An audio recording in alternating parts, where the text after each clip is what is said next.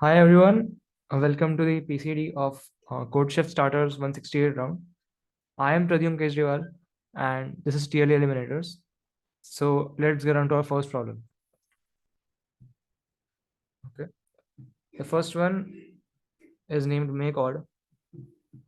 It goes like uh, you are given two binary strings A and B, each of length n. Your task is to make your score odd, which is initially 0, by choosing n elements such that for each index I, you will select either AI or BI. If the character you select is equal to 1, then add 1 to the score. If the character is 0, then add nothing. Our goal is to determine whether it is possible to make the score an odd number. If it is possible, print yes, otherwise print no. Okay, so the problem says that there are two binary strings, and for each index we can select either AI or BI, like the from the first string or second string, the ith one, and we'll add that number to our score. So we want to figure out whether we can make our score odd or not, right? So let's see the samples. Like this is 110 and 101. So the first test case is 110 and 101. So our aim is to make the score odd, and we have to select from each index, right? So one way to do that is let's say we choose b0, like from the 0th index we choose b0. So from this we have 1. Then from here we choose a, like a1, so we choose 1. And then we choose b2, so we choose 1. So our score is equal to 3, which is odd. Or we could have also done something like, let's say we choose this 0 and this 0 right here, then our score would be 1, which is also odd, which is fine. So therefore it is possible that we can make our score odd. So the answer is yes. Now for the second test case, it is 1 1 and 1 1. So it is like obvious to see that you have to select 1 and 1, so your score will be 2. So that's why you cannot make odd score, right? So basically the idea here is that the challenge is very easy. Like, to make the score odd, it is sufficient that let's say you have made an even score, okay, like by doing anything. Or let's say that you will just take all the um, numbers from A. Let's say you do that, like for example from here 110. So we have 110 and 101. So let's assume that you take all of these. So your score is 2, which is even. So that's not what we want, right? So we want to make it odd. So for that, either we can decrease it by 1, like either we can make it 1 or we can make it 3. So either, like, basically we can find a position where we have selected 0, but B has 1. Like we'll find such a position where AI is 0 and BI is 1. Like if there is such I, then we can just select that from B. Like we can just select BI instead of AI. For example, here we have selected this 0, right? We selected this 0, but if we didn't select it, suppose we selected 1, then our score will increase by 1, so it will become odd since it initially was even.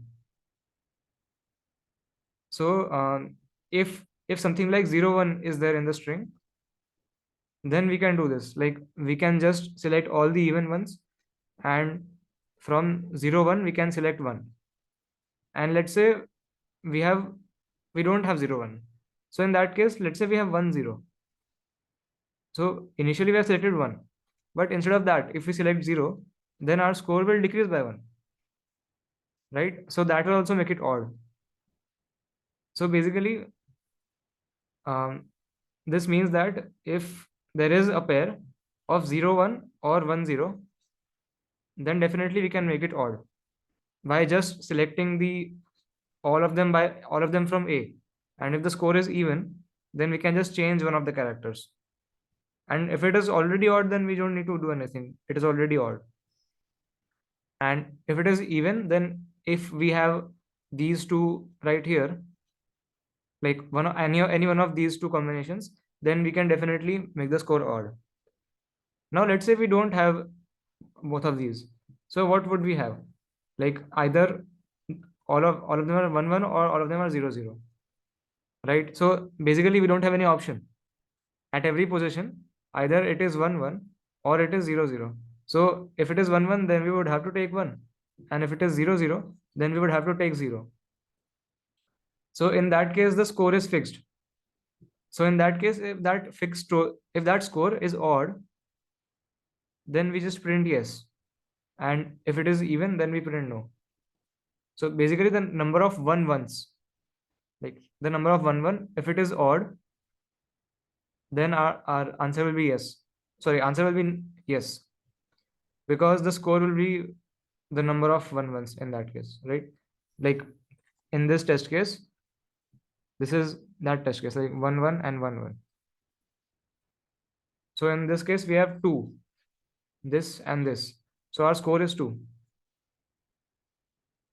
So therefore, the answer is no, because there is no pair of either 1 0 or 0 1 here. But and also the 1 ones are of even. So the answer is no.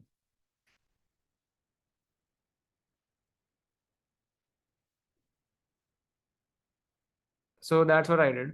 Actually, yes, someone else told another method that we can just calculate the minimum possible and maximum possible sum or score by, and if minimum is equal to maximum, yeah, that also works. Like you can just calculate the maximum and minimum score that you can possibly get. For example, if you want the minimum score, then for each index, like you will select, if you have an option, then you will select 0. If you have an option from 0 1, then you will select 0. And if you have an option, like if you want to calculate the maximum, then you will select 1 for each option. Like, do you get this one, guys? Like, for example, in this string, 110 and 101. Let's say we want to calculate the minimum score. So, for the first index, we have to take 1. Second index, we may take 0 because one of them is 0. So, we'll take 0. And third one, we may take 0. So, 1 plus 0, which is 1. So, this is the minimum score. And the maximum score, what will it be? We can take 1 from here. We have to take 1. Then from here, we can take 1 to maximize the score. And from here also, we can take 1. So the maximum score is 3. So if in this range, 1 comma 3, if any odd number appears, then our answer is yes. So yeah, if there is a range, we'll get out. Yeah, that's true. I'm getting to that. Like if the range is of the form L comma R and L is not equal to R, then definitely there is one odd number in there, because the numbers are like 1 is odd, 2 is even, then 3 is odd. So odd comes alternatively. So if there is a range, then definitely one odd number is there. And if there is just one number, like from k comma k, like let's say 2 comma 2, then it depends that what is the parity of k. If k is odd, then our answer is yes, and if k is even, then our answer is no, because there is no odd number in this range. So this was another method that we can use. Like both are correct. I hope both are clear. Anyone does have a doubt in any of the methods?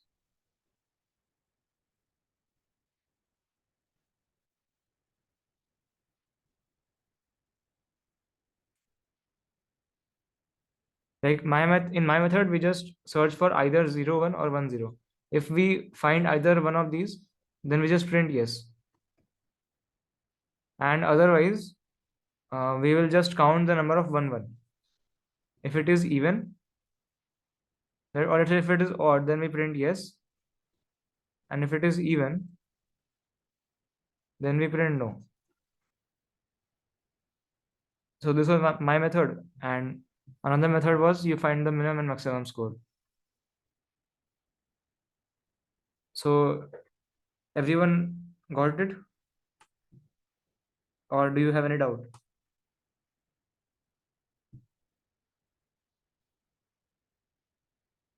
If you got it, please write a yes in the chat. In your method, if there is any 10 or 01, it will always be yes. Yes, it will be yes, because let's say you made a construction, like suppose we had some strings 100011. My method, okay. So basically, let's say you just randomly select some indices, like from each index you randomly select those numbers. Like let's say I choose that, let's say I choose like this, let's say I chose like this, that from the for the first index I chose A, for the second index I chose B, third one I chose A, fourth one I chose B, and fifth one I chose B. So in this case, what is my score? Score is 2, so it is even, but we want it odd. So what we can do is, if we have some position where we have selected 1 but we could select 0, then we can just do that. Like for example, you can see in this position we have selected 1 but we can select 0. So if we do that, our score decreases by 1, so our score becomes 1, so it is odd. So basically, if there is some 10 or some 01, like here we have selected 0 but we could select 1, so if we do that, then our score becomes 3. So if initially our score is odd, sorry, our score is even, then we can definitely make it odd if there is some 0 1 pair, because we can choose either 0 or 1 from that pair. So if the score that we got is even, then we can just change what we took originally. Like originally from this 0 1 pair we took 1, but if we just take 0, then our score will decrease by 1. So definitely either one of those two things is odd. So therefore, if there is any 10 or 01 in the string, then answer is yes.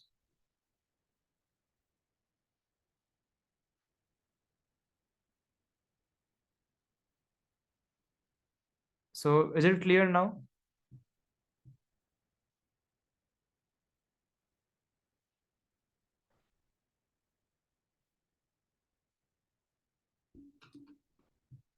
Okay. So let's look at the code.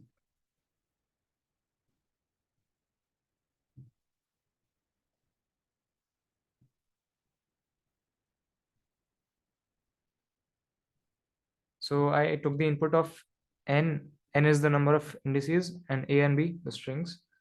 Then this is count. Count is just the number of 1 1. Like if AI is 1 and BI is 1, I'm iterating through a string. This is for loop for int I equal to 0 less than n I plus plus. So if AI is, and like both are 1. If AI and BI both are 1, then I increase the count.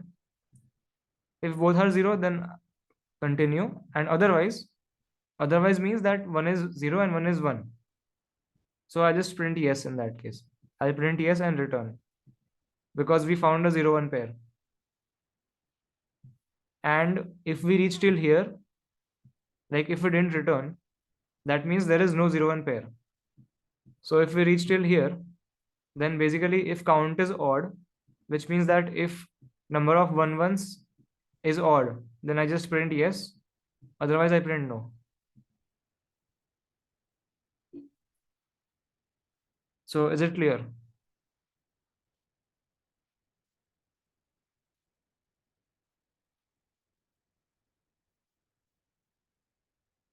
Can I explain yes part of the loop? Okay, so in this loop, I print yes here. So basically, this is one case. If AI and BI are both 1, this is 1 1 case. Then this case is 0 0. And the third case, like if both of these are false, if it is not 1 1, if it is not 0 0, then definitely it is either 0 1 or 1 0, right? So in that case, I just told you that the answer will be yes. Like if we have at least one 0 1 or 1 0 pair, then the answer is yes, because we can just swap and make the answer odd.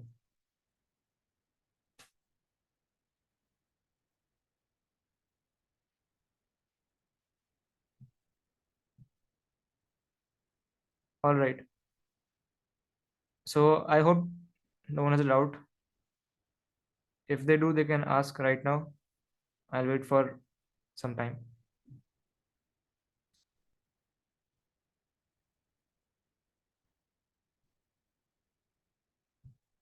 Okay, so let's move on to the next problem.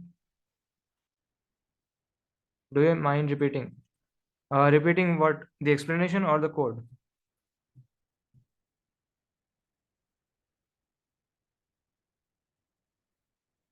Explanation. Um, so basically, if there is any pair, like what you have to do from every index, like there is some string, let's say this is the string. These are two strings. This is A, this is B. Now you have to iterate through the strings, and from each position you have to select either from A or from B. So here you have to select 0 or 0. So you can select 0. Here from select, let's say you select 1 from here. Then let's say you select 1 from here, and let's say you select 0 from here. Like the selection is done like this, something like this. Then your score is even. But you want to make score odd. So basically, just go to some pair which is of 0 1 type or of 1 0 type, and just change your choice. If you took 1, then take 0. And if you took 0, then take 1. So that will either increase the score by 1 or decrease it by 1. So in either case, it will become odd. And if initially it is odd, then no problem. And so basically, if there is a 0 1 or a 1 0, that then the answer will be yes.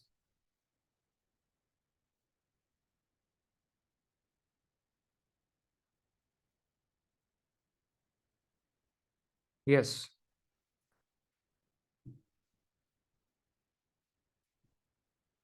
Okay, so next let's move on to the next one. The next one is binary removals.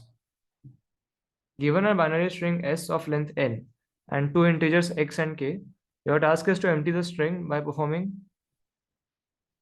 the following operation. Uh, Someone has a doubt. Someone is asking, what if it doesn't return yes in the loop? Then, like, otherwise there are, like, if there are no 0 1 or 1 0 pairs, then definitely the score is fixed. Like from, if there are no 0 1 and 1 0, then definitely there are only 0 0 or 1 1. So from every position, you can take, you have only one option, like either 0 or 1. So the score is fixed. The score is equal to the number of 1 1 pairs. So if that is odd, then your answer is yes. And if that is even, your answer is no.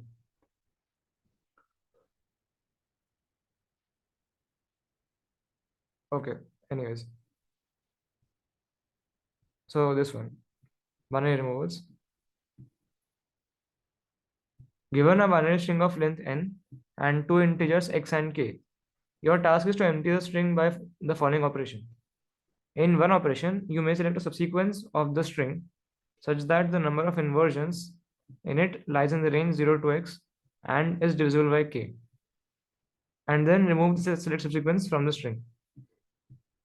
Your task is to determine the minimum number of operations required to empty the string. Okay. So the problem says that there is some binary string. Let's say this is the binary string. Okay. So you have to empty it. And you have to empty it. Like basically you can choose a specific subsequence. For example, you choose this 011. So you will remove these characters from the string. But you can only remove them if like there's a condition. There's a condition that you can only remove them when, like let's say you choose 011, or let's say you choose 101. Let's say you want to remove 101. Then you can only remove it if the number of inversions, that is like wait, how many of you do not know what is an inversion?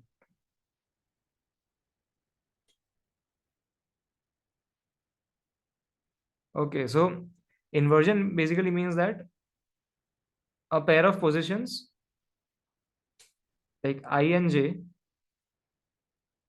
where ai is less than aj.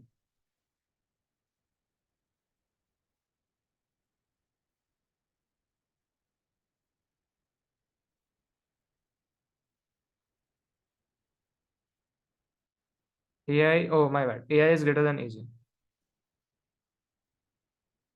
Yeah, so the an inversion is defined as a pair of numbers ij such that ai greater than aj and I is less than j, obviously. Like for I, if I is less than j and ai is greater than aj, so basically a 1 0 pair for a binary string, a 1 comma 0, like not contiguous, it is not necessary to be contiguous, like for example 1010. So then this is also an inversion. Okay, so this is what an inversion is. And the number of inversion means that over all the pairs, like if there is a string of length n, then there are nc2 pairs, right? So out of these nc2 pairs, how many of them are inversions? So that is known as number of inversions. Okay, so basically in a binary string, a 1 0 pair is called an inversion. So the problem says that let's say you want to can you repeat the nc2 part? Like if there's a string of length n, let's say n is 4. So there is suppose this string. Then the number of pairs I comma j where I is less than j,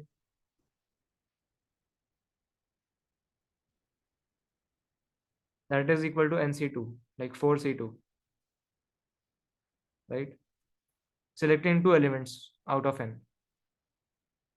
Yes, so that means that nc2 is the max number of inversions in a binary string. No, actually in a binary string there cannot be nc2 inversions.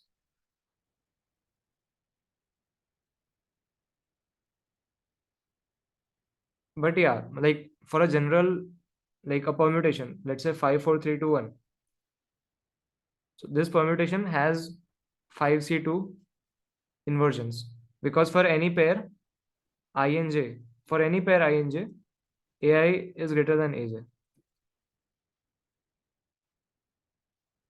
Anyways, so what I was saying, that in the problem they are saying that 0 1 0 1 1 0 1. This is the string, let's say this is a string 0 1 0 1 1 0 1. So in this string, basically we need to empty it, and to empty it we can select a subsequence of the string. Like let's say we want to remove this.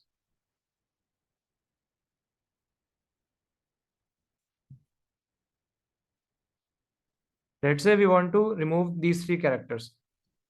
So we can only remove them. We are only allowed to remove them if the number of inversions in the string that we want to remove, the number of inversions, let that be I and v, that should be less than or equal to x. And also number of inversions should be divisible by k. So you can only remove a subsequence if the number of inversions in that subsequence is less than or equal to x, and it is divisible by k. That is the condition. All right. So you need to figure out that at most, like at least, how many operations you will need at the optimal case. Okay. So is the question clear? Or let's say I'll just explain via an example, a sample test case. So 1 0. So the string is 1 0. Okay.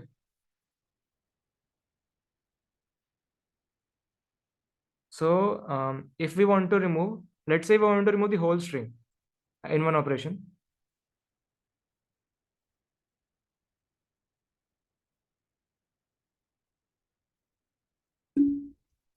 Yes, NC2 is the maximum number of inversions. Like only those which have AI greater than AJ, they will count as inversion. Not all NC2 pairs will be inversions. Okay. Anyways, so for this sample test case, let's say we want to remove the entire string in one operation. So we want to remove 1 0. So in this case, how many inversions are there? Tell me, guys, how many inversions are there? Okay, I just wrote it. My bad. There is one inversion. And in the test case, x is given as 2 and k is given to be 1. X equals to 2 and k equal to 1. So that means, like, that satisfies the condition, right? It is possible to remove 1 and 0. So yes. So we can do it in one operation, right? And for second one, let's say we have this one 1 1 1 0 1 0. X is equal to 100 and k is equal to 2, right? So apparently, like, they are saying that the answer is 2, and so that means that we cannot remove all of them in one operation. Why? Because if we try to remove all of them, then what is the number of inversions? 7. Someone says 7. So let's count. 1 2 3 4 5 6 and 7. Correct. So number of inversions is equal to 7, and therefore we cannot remove it because 7 is not divisible by 2. So we cannot remove the entire string in one operation, and they have given a method to remove it in two operations. Like, first of all, we remove 1 1 0, and then again we remove 1 1 0. So in two operations you are able to remove. So therefore the answer is 2. Today we'll discuss till E. So anyways, now an observation is there in this problem, that an inversion is formed by 1 0. Like any 1 0 pair forms an inversion, right? So let's say there's a string in which there are no zeros, like only 1 1 1 1. So this has 0 inversions, right? Or let's say a string which has no ones. So this also has 0 inversions. So definitely, in the worst case, what we can do, like, we can just first remove all the ones, and then we remove all the zeros from the string, because whatever the value of x and k is, definitely 0 will be less than or equal to x, and it will be divisible by k, because 0 is divisible by every number. So regardless of the value of x and k, we can definitely remove all ones and all zeros. So we have the answer as 2. Like, in the worst case, the answer is 2. Now we just need to check whether we can do it in one operation or not. We need to check. Okay, I'll repeat. 1 1 1 1 1 has 0 inversions, and 0 0 0 0 has 0 inversions. Now, the condition for removal of the subsequence was that the number of inversions should be less than or equal to x, and number of inversions mod k should be equal to 0. Now, do you guys agree that if number of inversions is equal to 0, then definitely both of them are satisfied, because 0 is less than or equal to x and 0 mod k is 0, definitely. So definitely we can remove 1 1 1 1 1 1, and definitely we can remove 0 0 0 0, regardless of the value of x and k. Whatever x and k is given, we don't care. We can definitely remove 0, all ones and all zeros. So given a string, given any string, 1 0 1 0 1 1 0 0, given any string, we can just remove. We can remove all the ones first, because this is legal. We can remove 1 1 1 1 1, and then we can remove 0 0 0 0. So in this way, entire string has been removed in just two operations. So our answer cannot be worse than 2, because we found a construction where the answer is 2, right? How did I get this intuition? Intuition, um, actually, because the problem was A. Like in div 1, it was A, and these conditions seemed very like unintuitive, that divisible by k and in the range 0 to x. So like I just thought that, okay, if it is 0, then it is always possible. And like since it was A, I knew that there is some easy logic, and that's what I looked for.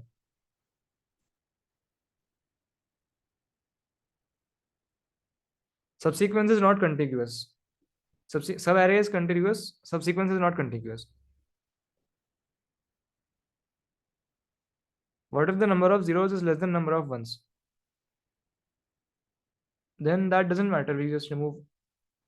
Like, why would that be a problem?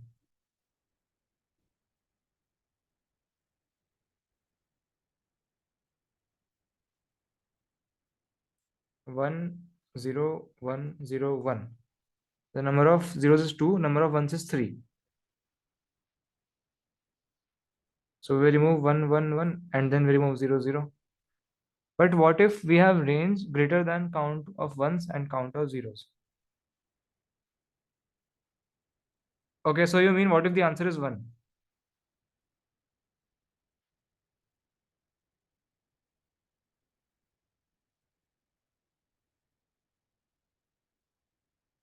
Do you mean that?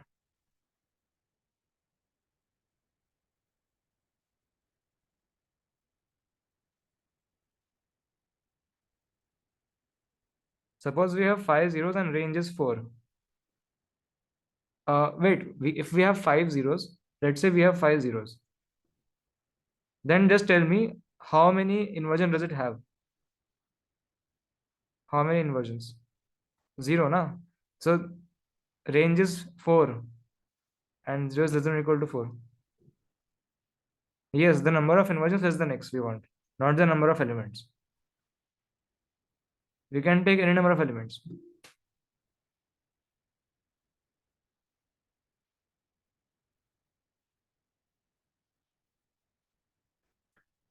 The restriction is on number of inversions, not the number of elements. Do you get that?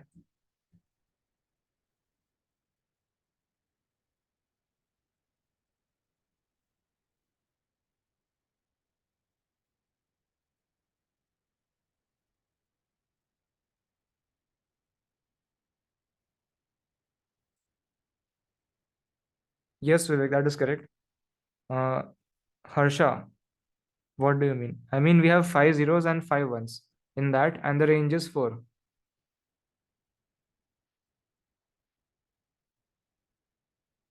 We have 5 zeros.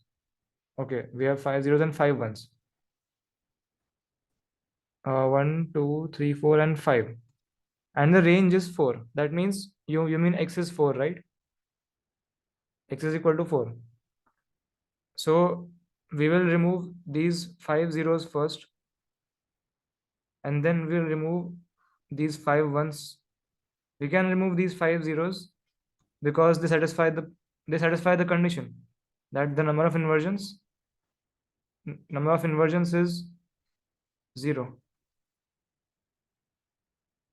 Yes, I will explain Equate XOR equation. We are going sequentially.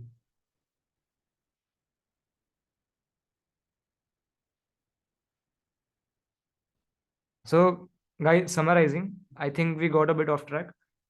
What I was saying is that given any binary string, we can just remove all the zeros first because the number of inversions in that will be 0. And definitely 0 is less than or equal to k, and definitely, sorry, less than or equal to x, and definitely 0 mod k will be 0. So we'll remove all the zeros first, and then we'll remove all the ones first, all the ones. So definitely we can do it in 2 moves. In 2 moves, it is always possible. We just need to check whether it is possible in 1 move or not.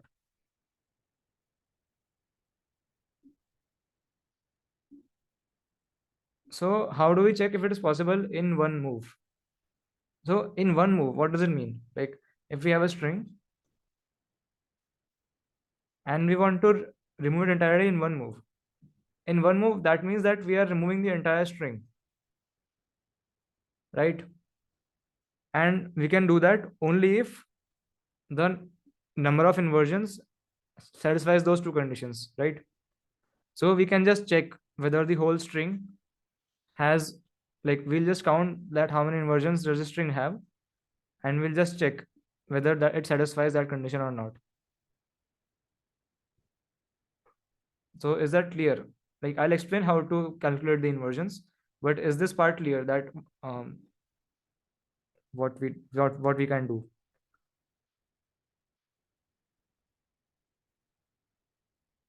We'll just count the number of inversions and check that if it is less than or equal to x and if it is divisible by k.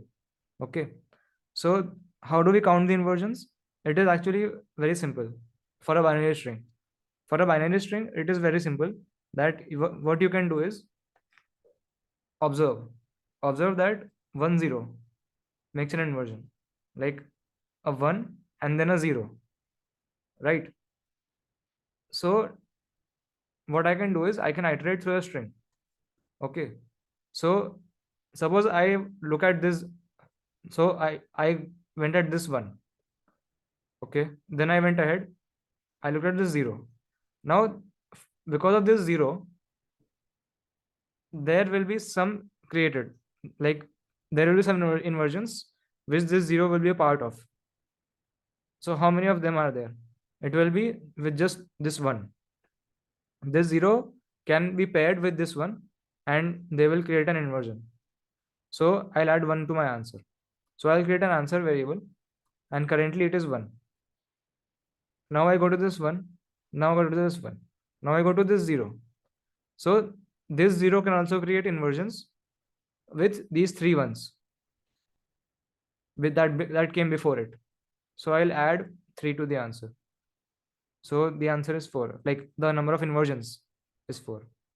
So basically for each 0, we are seeing that how many inversions can it create. And that will just be the number of ones which came before it. And you can, to calculate that, you can just keep a count of ones. You can just keep a count variable which is initially 0, and for each 1 you increment it, and if the answer is, and if the string is 0, like if the character is 0, then you'll just add count to the answer.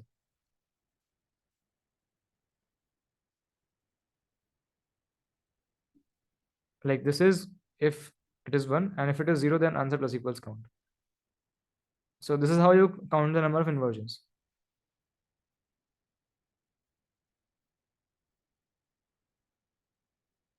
With a zero.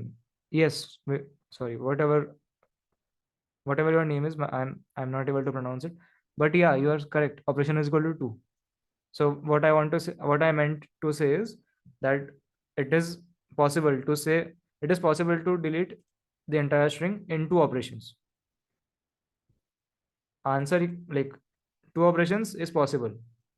So in the worst case, the answer is 2.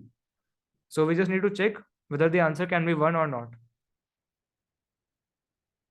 Then won't the ops of 0 will be considered their removals? Yes, it will. Ops of 0. Wait, each removal.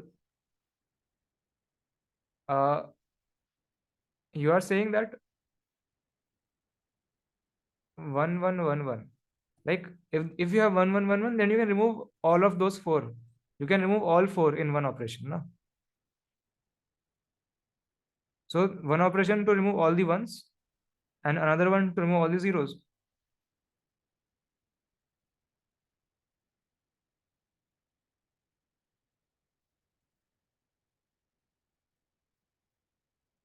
Do you get it, Vitha?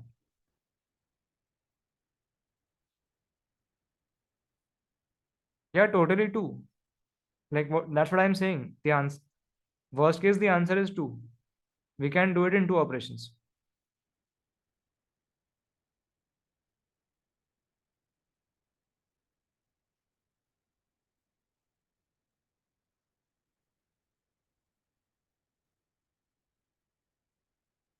You want one more test case?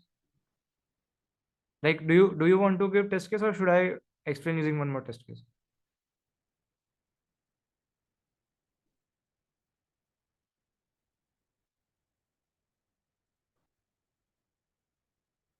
So what I want to say is just simple. See, 1 1 0 1 0 1. So we want to remove from the string. So first of all, we'll remove all of these four. We will remove these four ones. And we can do that because this string has zero inversions. So if we remove these four ones, then the string will become zero. Like it will become 0 0. So then we'll remove these two numbers. We'll remove these two zeros. We can do that because this 0 0 also has zero inversions. So in two operations, we remove the entire string. And you can do this with any string. You can remove all the ones first and then the zeros or whatever. You can do that in whatever order you want.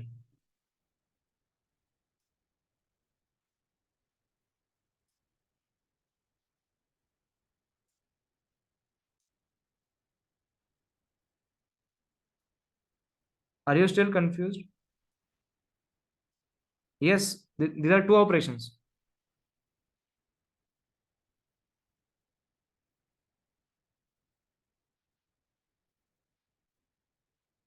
So that's what I'm saying. We can always do it in two operations.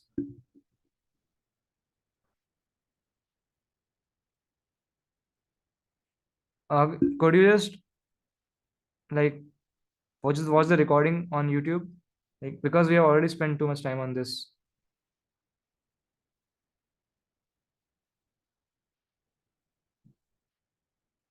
I have already explained the inversion counts part.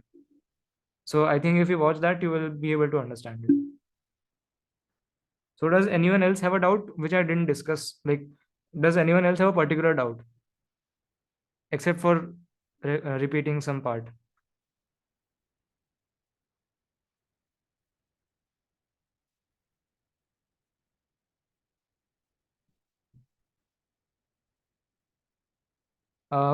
Please leave general doubts for the end. Okay, I'll just show you the code. Yes, I will send submission links on the YouTube description.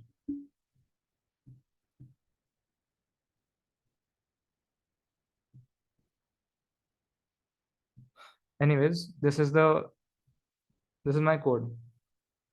So what I did was C in NXK, I took the input, then I took the string input. The C1 is the count of one. and inv is the number of inversions. So I'll loop through the string for int I equal to 0, I less than I plus plus. If si equals 1, then I c1 plus plus. Otherwise, si is 0. So I increase the count of inversions by c1. So if inversions is divisible by k and is less than or equal to x, then I just print 1. Otherwise I print 2, because we can always do it in 2 operations.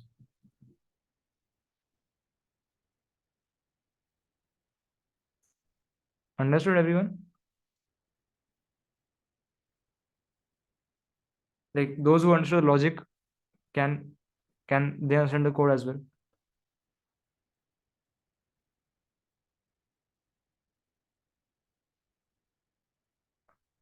Okay. So let's move on to the next one. No two alike. All right. So most probably what I did, someone like I'm guessing that someone definitely has a better way to do it as compared to what I did. But let's see. Anyways, so the problem says you are given an array of length n. Your goal is to make all the elements of A distinct. To achieve this, you can perform the following operation any number of times. Okay. Select two indices from the array in the array. In the subarray A from AL to R, keep only the first occurrence of each element and remove all the subsequent repetitions of each element within its range. The cost of performing this operation is the number of distinct elements in the subarray before doing this operation. Your task is to calculate the minimum total cost required to make all the elements of a distinct. Okay, so the question goes like, let's take a sample test case. I'll explain to that. So let's say this is the sample 1 1 2 3 3 2. 1 1 2 3 3 2.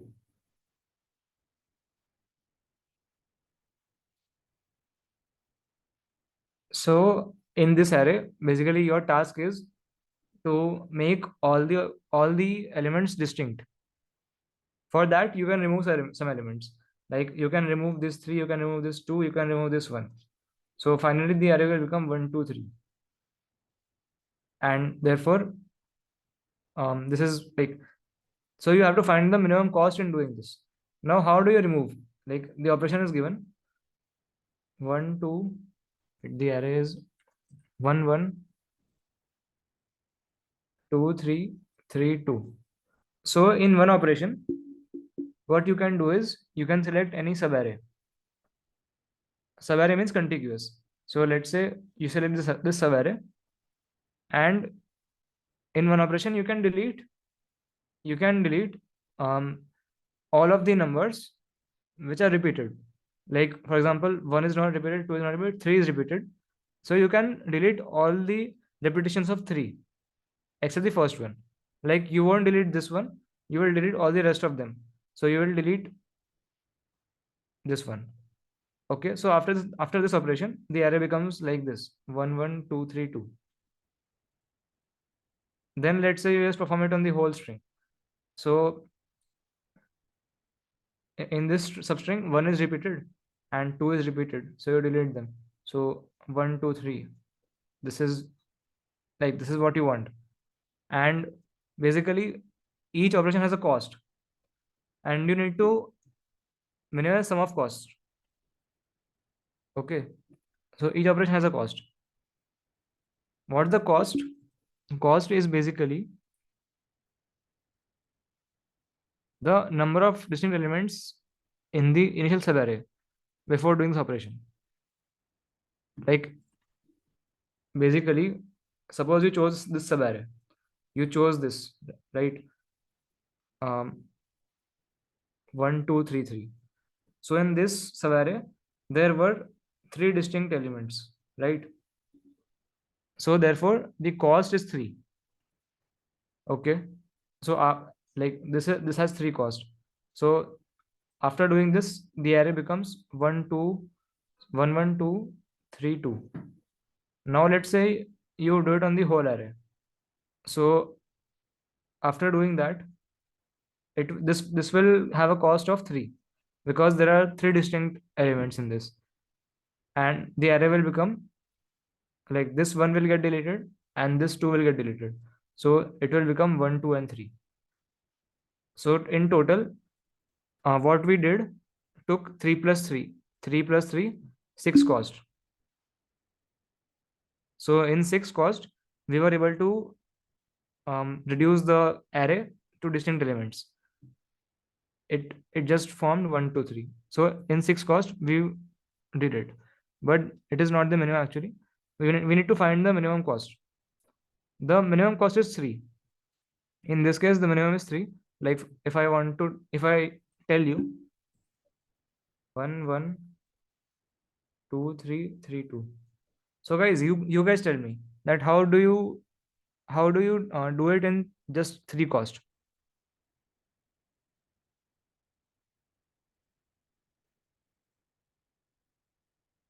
Yes, take the whole array. So if you take the whole array, this 1 will get deleted, this 3 will get deleted, and this 2 will get deleted. So 1, 2, 3 will become the array, and this will take cost equal to 3. Why cost will be 3? Because the initial array had three distinct elements. So your cost is the number of distinct elements, right? Okay. So in this problem, what I thought, first of all, is that essentially what we want to do is an array is given 1, 2, 3, 1, 1, 2, 3, 3, 2. An array is given, and we want to delete some elements. And so we definitely know that the number of elements to delete, like how many elements to delete, we know. Basically, for each distinct element, only one occurrence of it should remain. Like for this one, only the first one would remain. For this two, only the first two would remain, and only this first three would remain. So basically, I know that if the number of elements that this array has is n, then n minus distinct. Let's say d is the number of distinct elements in this array. So n minus d elements, I have to remove. I have to remove n minus d elements, and only those elements. Like, is this clear?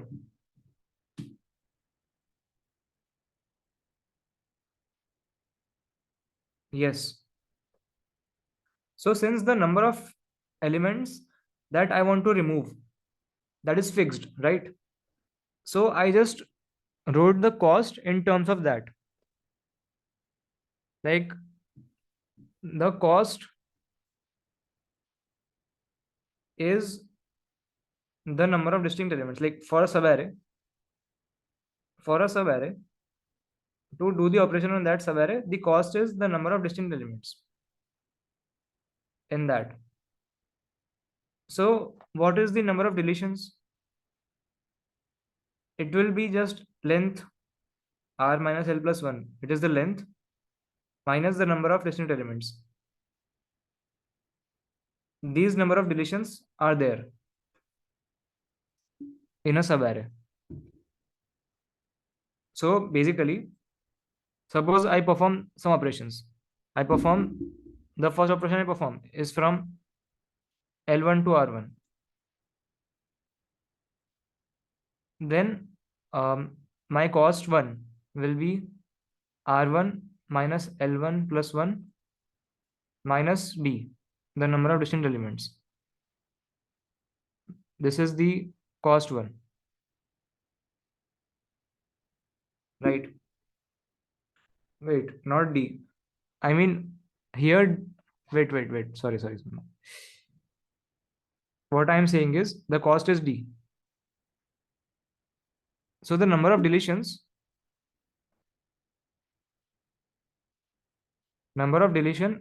will be equal to R1 minus L1 plus 1 minus cost 1, right?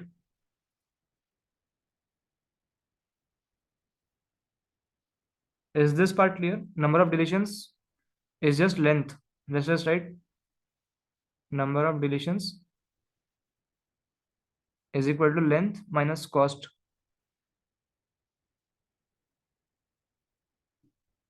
Is that correct?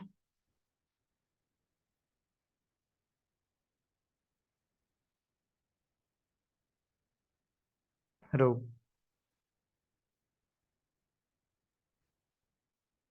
Yes.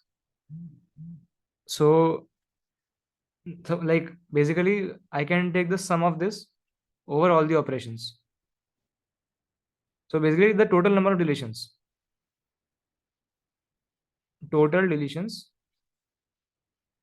is equal to total L, or basically the sum of L. The sum of L minus total cost.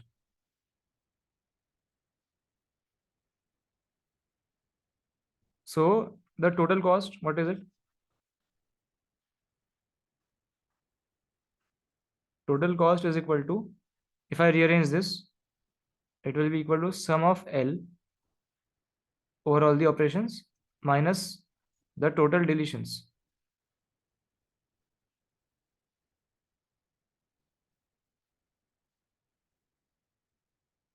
Is this part clear?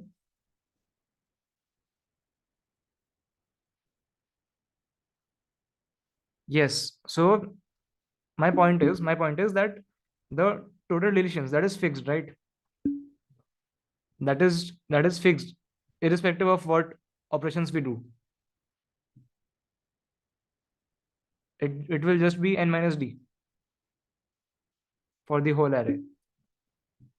Like basically, if we have some array, for example, we have this array 1 1 2 2 2 3 3 3 3, then definitely we would have to delete this one, these two twos, and these three threes. So total number of deletion is 6. And it doesn't depend that how I delete the operation, how I make the operations. Definitely we need to delete these 6. So my point is that the total number of operations, total deletions is independent of the operation that I do, right? But this sum of length is not independent. It depends on how I do the operations. So basically, this total cost I need to minimize,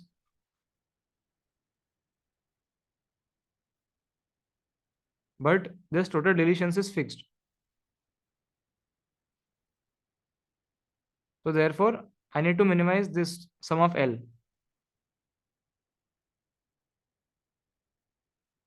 right?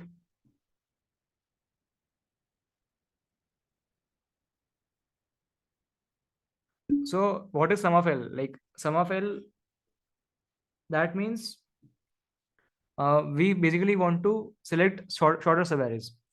We need to select short subarrays, so, to delete the elements. Like let's say we have some array where there is a 1 here, there is a 1 here, there is a 1 here, and there is a 1 here. And let's say rest of them are distinct. Like they don't have a problem. We don't have a problem with them. But these 4 ones are not distinct. The rest of them are distinct. Like let's say that these blanks have the some elements, but they all are distinct. Okay. So we want to delete these 4 ones.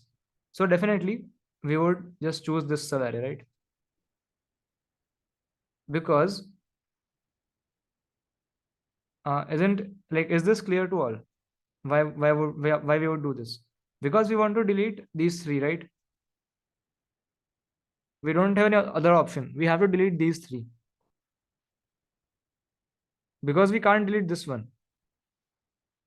We can never delete this one because according to the operation, we have to keep the first one and delete the rest. So we can never delete the first one. So we have to delete these 3. So the most optimal way to do it is just select this entire subarray. Like some of you might think that maybe we can do these two and these two, but then this one would remain.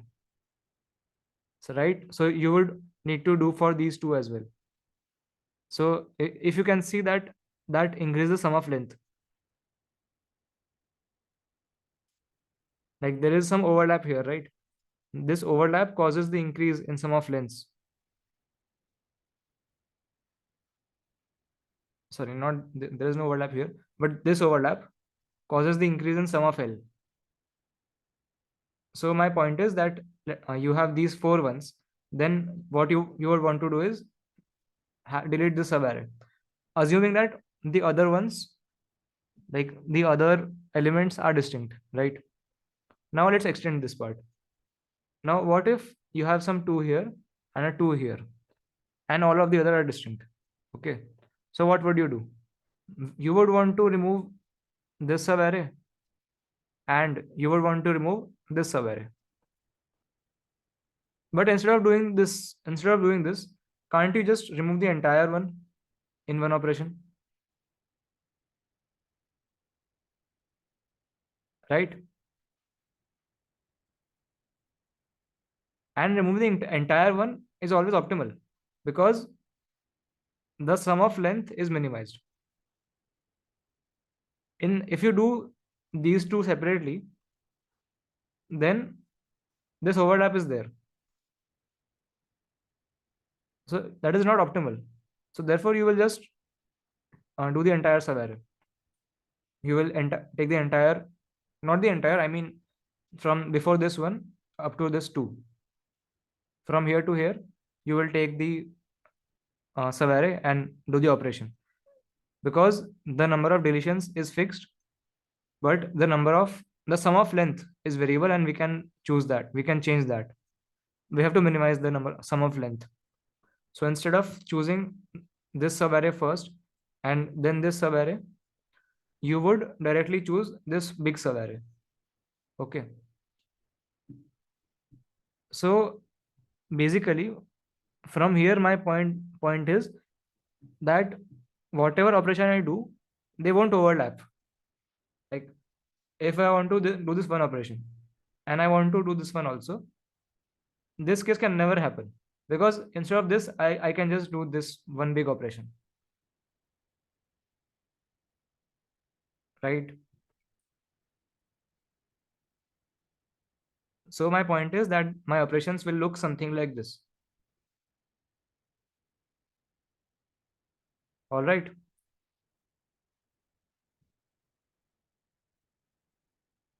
They won't overlap.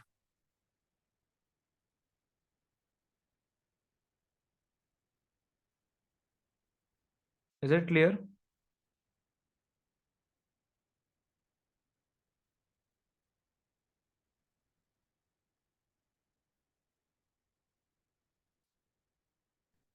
Repeat. Okay. So I took the example of 2 and 1, right? In this case of 2 and 1, we want to remove this subarray, and also we want to remove this subarray. But we won't do that because we can just remove this entire subarray, and that is definitely more optimal because the sum of length is less in this case. So what I'm saying is,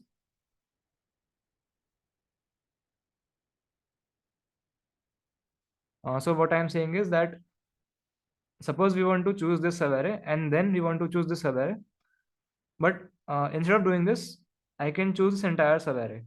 Like in general case, suppose in a hypothetical scenario, if I want to choose this subarray and then I want to choose this subarray, I won't do that. Instead of that, I will just choose this entire one, and that is more optimal. So my point is that my operations will never look like this. They can't look like this. They will always look like this, right? Okay, some other query. Considering each blank as a distinct element, instead of choosing the whole subarray from first one to last two, cost equals total distinct one. If we do the operation 6 times, one for each element, you can't choose, like if you choose single element, the doubt is what if we just choose this one, this one, this one, like in one operation we choose this subarray, then we choose this subarray, then we choose this subarray, then we choose this, then we choose this, then we choose this. So in six length, we are done. But that is not possible because if you choose, suppose you choose this subarray, this one won't get deleted. It will remain because in this subarray there is only one. This is the only one in that subarray. Yeah. So to remove these ones, you need to do this. You need to do what? You need to do this. It is not. It is necessary. Like it is optimal. And to remove these twos, you need to do this. So I think the algorithm would be clear by now that like let's say we have some other elements. Let's say we have three threes as well. We have this three, and let's say we have this three. So for three, I want this, right? So I have three intervals. I have three intervals, and I just take their union. So their union will look like this.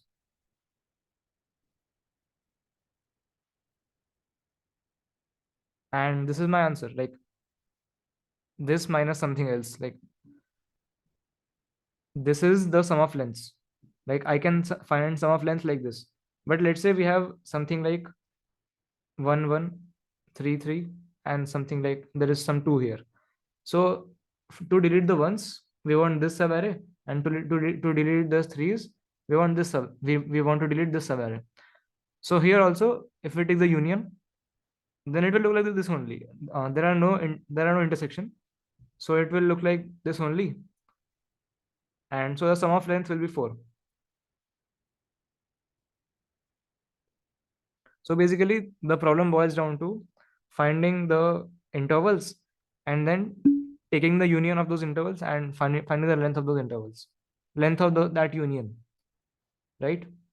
Like in this case, the one interval would be 1 comma 2, and the other one would be 4 comma 5, and then you will take the union of these, so it will just be 1 comma 2 and 4 comma 5, and the length will be 4. Then let's say we had the sample test case. Let's say we had this one 1 1 2 3 3 1 1 2 3 3 3 2 3 3 2. So in this case, one would be this, other one would be this, and the other one would be this. Like we have three intervals, 1 2 for one, 3 6 for one, and sorry, 6 for two, and 4 5 for three. And if you take the union of these three intervals, then you will get 1 comma 6. So hence the sum of length, sorry, the sum of length is equal to 6. And sum of length means you have to subtract the total number of deletions. So number of deletions is just 3, right? In this case, it is 3. So 6 minus 3, which is 3. Yeah, 6 minus n minus d. Basically, sum of length minus n minus d. Okay. So that's how you solve the problem. And I think finding these intervals is easy. Like you can just store the positions of those numbers. Like you can make a vector of vector, that you can make like a vector of vector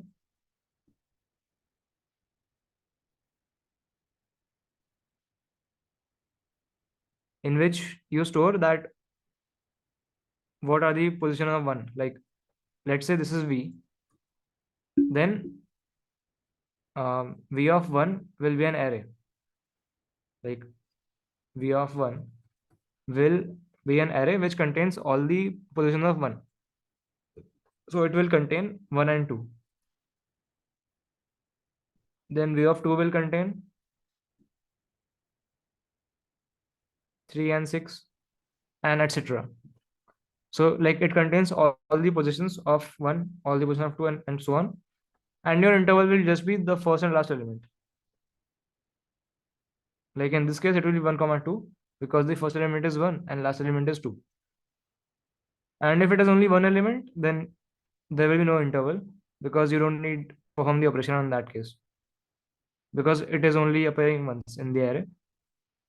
If it is appearing at least twice, then the interval would be the first and the last element. Like let's say one is appearing three times, one, one, and there are some blanks. So in that case, the first and last position, they would be your interval. And then, so this boils down to finding the intervals. So you found the intervals, and then taking the union of those intervals, union of the intervals. So that is also like a standard task, right? It is not very simple, but it is standard. Like you have basically n intervals, and you need to report the length of the union of them. So what I did was, let's just take a simple test case. Let's say one interval is 1 comma 3, one interval is 2 comma 4, another one we have 5 comma 8, and another one we have 6 comma 10. Okay, so what I did was, I yeah, and basically you can observe that all the numbers are distinct.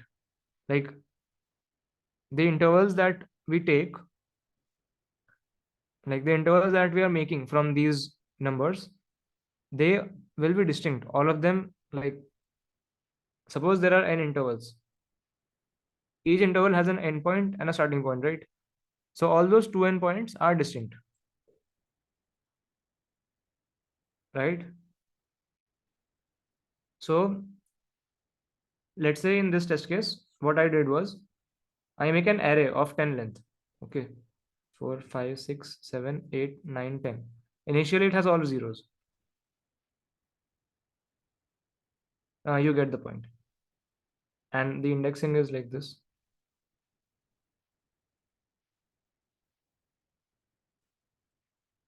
Now let's say I look at this interval 1 comma 3. 1 comma 3 comes, so I put a 1 at the index 1 and a 2 at an index 3. Like I will only put 1 and 2.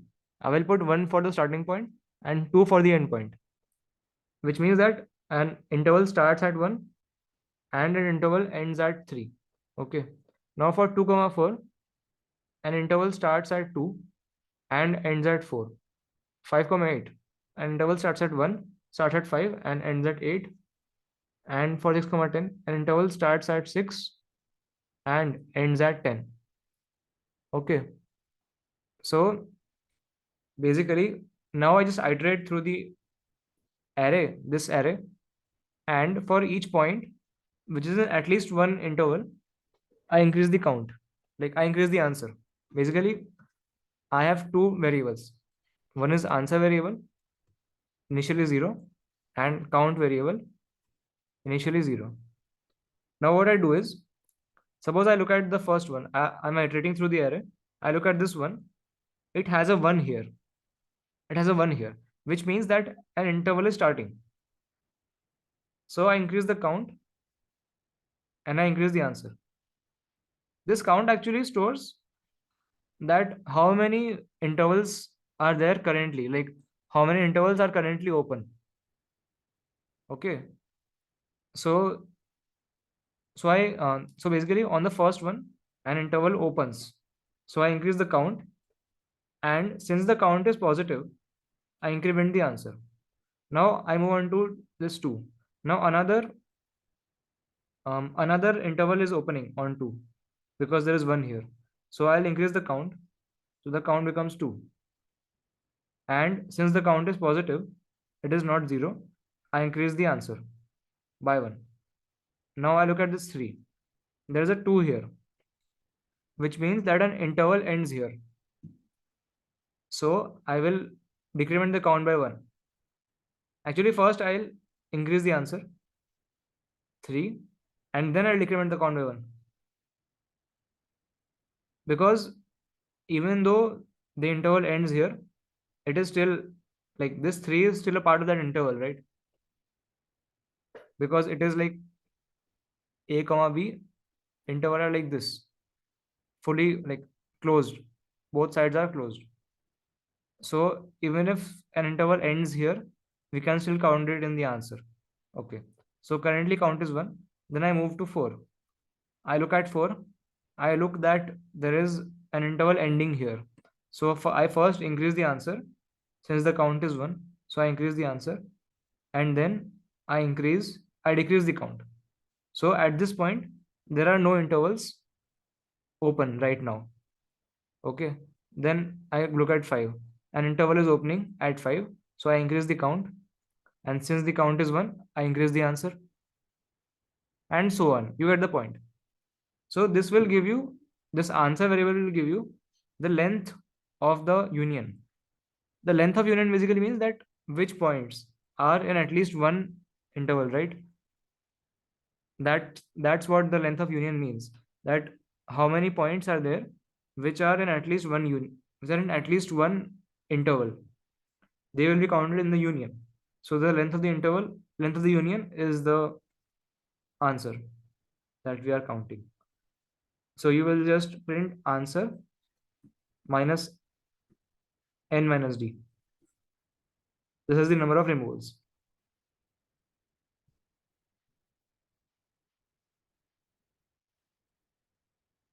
So is it clear, guys?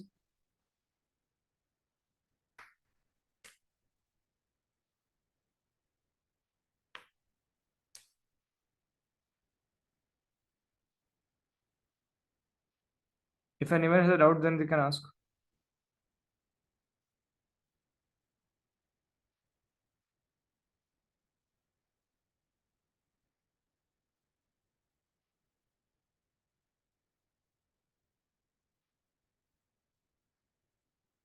Interval close at third. Okay, it closed. This 1 comma 3 is there, right?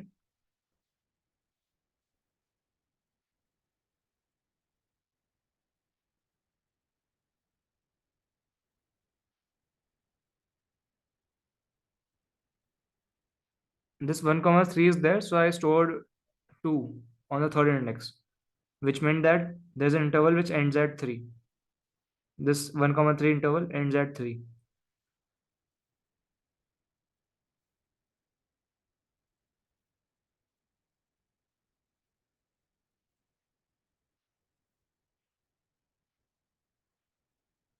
Okay. Any other doubt?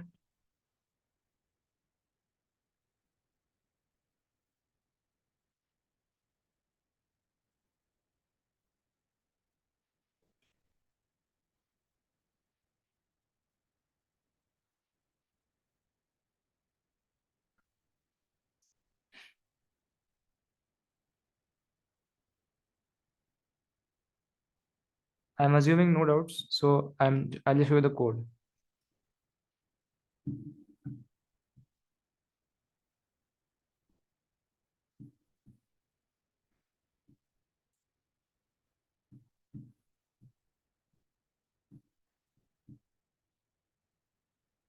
Yeah, so I inputted this vector A, like int and c in n, input the vector A of n, like n length vector, and the name is A. Now, this vector of vector is just the positions of the numbers. Like it is of n plus 1 length because the numbers are till n, right? The numbers are given to be n. AI is less than or equal to n, as you can see. So I made this vector of n plus 1 length, which will store all the positions of a certain number. So I loop through the entire array, and b of ai, that is ai key position dot pushback I, right? Then I have these intervals. I store it in a vector of pair. Like pair is the first and second, like the opening and closing, right? So I have intervals. I don't know why I named it as I and v, but okay. Now I loop through the numbers. So if there are more than one numbers, like if position dot size is greater than 1, then I just add that interval into my intervals array, So intervals dot pushback bi0 and bi dot back, which means the first and the last one. Okay, and then this is the array which I told about right here, like this 10 length key array. This is the points array. So either I store 1 or I store 2 or I store 0 if there is no interval ending or starting with. So it is of length n because all the interval points are in the range 0 to n minus 1, right? Because they are indices, they are the array index. Like intervals mein I am pushing back bi0 and bi back. And if you remember, bi stores the positions. So the positions can only be from 0 to n minus 1. So that's why I made the points of n length. Initially, it is all 0. Then for every interval, I just set the starting point as 1 and the ending point as 2. Now I have two variables, as I said, a count and an answer. So if point size is 1, then I increment the count, increment the answer. If point size is 2, then interval is ending. So I decrement the answer, increment the count still. I increment the count, increment the answer. Sorry, what I'm saying. I decrement the count and increment the answer.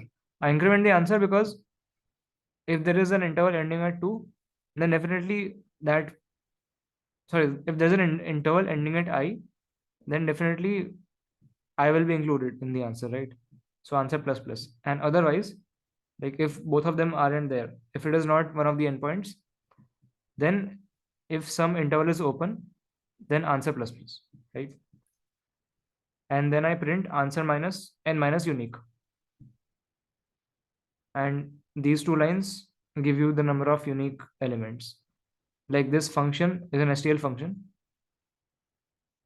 which like basically it it actually removes the adjacent identical elements.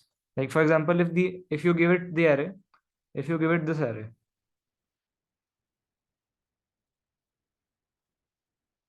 then it will return 1 2 3 2 1. It just removes the identical adjacent elements. So it returns this array, and it returns the end iterator of this array. So it will return the end iterator. So this I first sorted the array, and then I called the unique function, and this returns the end iterator. So I did minus a. So that will give me the number of elements in that array, and therefore then I see out answer minus d, sorry, n minus d, right? So yeah, that's what I did. Why minus a? Because it returns an iterator. See, basically this is the array a. This is the initial array a. This is a0. This is a1 up to this is whatever. This is a 1 2 3 4 5 6 7 8 9. This is a8, right? Now what the unique function does is that it will make it such that this is a0 now, this is a1, this is a2, this is a3, this is a4. uh, like this is what the unique function does. And for the rest of them, a5 a6 a7 a8, they are undefined, like they are garbage values. And the unique function returns the iterator to a5, like it returns the end iterator. It returns a plus 5 pointer, the pointer to a plus 5. So I just did last minus a, so it gives the number of elements in this array. Like this is like subtracting two iterators, v dot end minus v dot begin is just v dot size.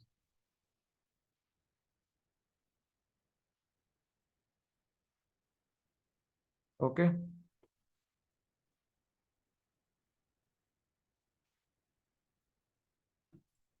All right.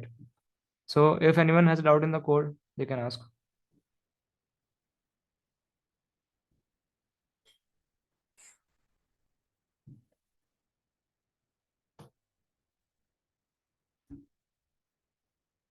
All right, I'm assuming no doubts. Now let's move on to the next one. Actually, uh, we will discuss both of these today, and I feel that this one is much more easier than this. Like, I don't know why, I just feel that way. But okay, because the let's see, you be the judge. I'll explain both of them and tell me which one you feel is easier. Okay. So we have an array of n integers. Consider an arbitrary non-negative integer x and a score. Initially, score is 0. Will sequentially perform the operation for indices 1, 2, 3 up to n. For the ith operation, if x is ai, then add x to score. Otherwise, assign x becomes x XOR ai. Note then when x is equal to ai, we won't change x. Okay. You are tasked to print the maximum achievable score after doing n operations by choosing optimal initial value of integer x. All right. So basically, initially we have an integer x. Okay. Now we are iterating through the array. In each iteration, like in the ith iteration, if x equals to ai,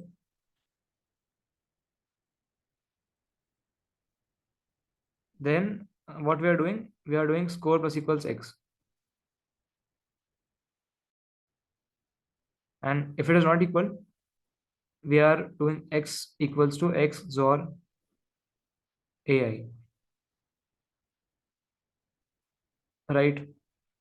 And we want to choose an x such that score is maximized.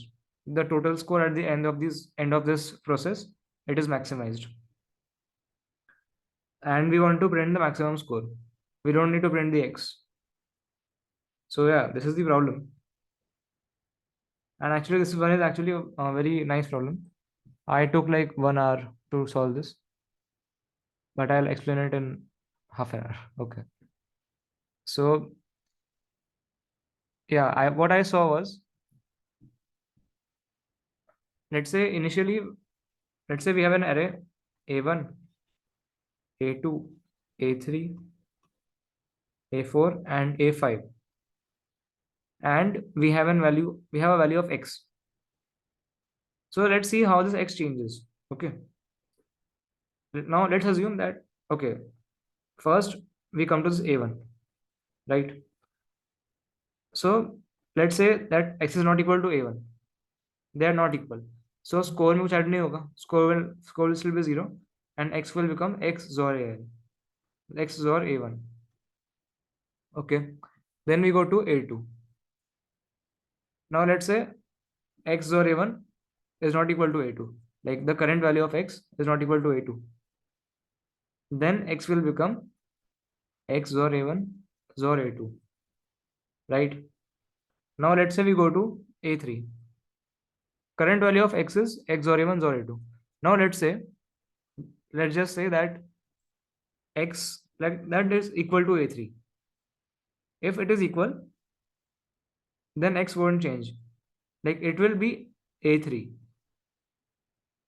It is still the same. It is equal to x XOR a1 XOR a2, which is also equal to a3. That's what I'm saying. Like if a3, and yeah, we'll add the score. We'll add a3 to the score. Score equals a3 currently, right? So what I'm saying is that at the third position, let's say this is equal to a3. Then we'll add a3 to the score, and this is equal to a3. Like these two things are equal, right? So what my point is that as soon as you add something to the score, then the value of x, current value of x, doesn't depend on what you started with. Like initially it was x, then it was XOR A1, then it was XOR A1 or A2. But as soon as you took the A3, as soon as it was equal to A3, this x won't come after this one. Like right now it is A3. Then let's say we go to A4. So let's say in A4, let's say it is not equal to A4. The current value of A3, it is not equal to A4. So it will become A3 XOR A4. Now let's say we go to A5, and let's say A5 is not equal. It is still not equal. So it will become A3 XOR A4 XOR A5.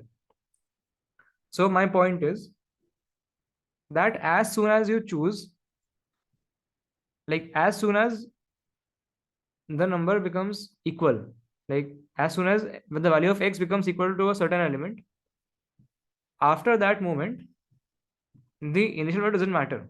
Like x is only up to here. This initial value of x only comes up till here. Like after that, it just disappears.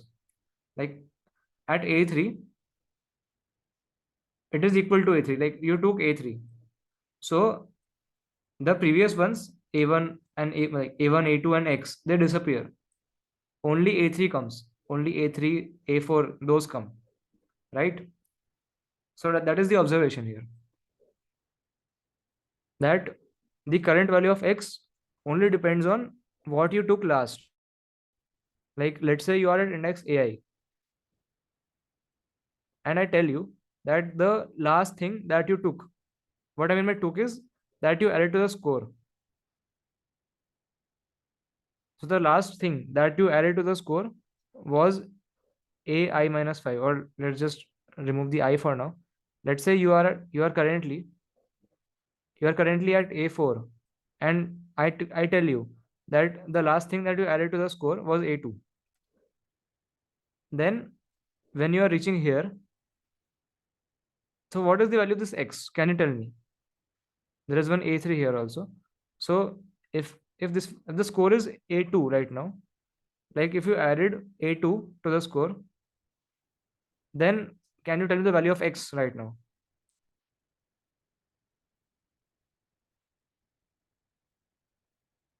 It will be A2 XOR A3. No?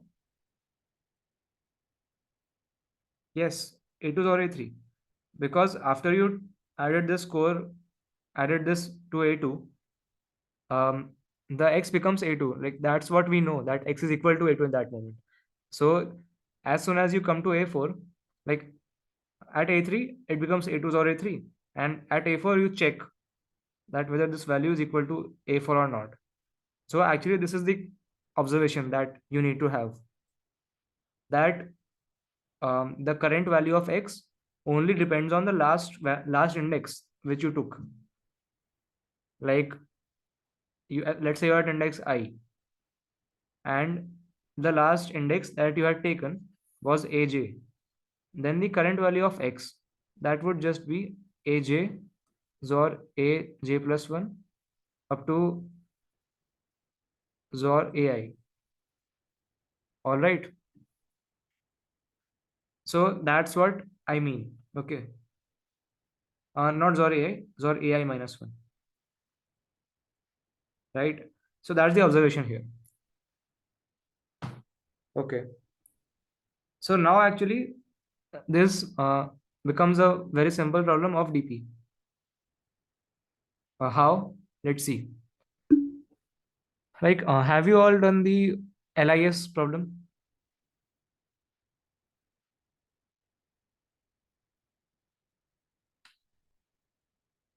Yes. Okay. Longest common subsequence, not least common subsequence. Least common, I mean, longest increase subsequence, LIS, longest increase subsequence, increasing. You are talking about LCS, which is longest common subsequence of two strings. Anyways, so this one is actually similar to that. Okay. So basically, the idea is that you take a DP. dp of j.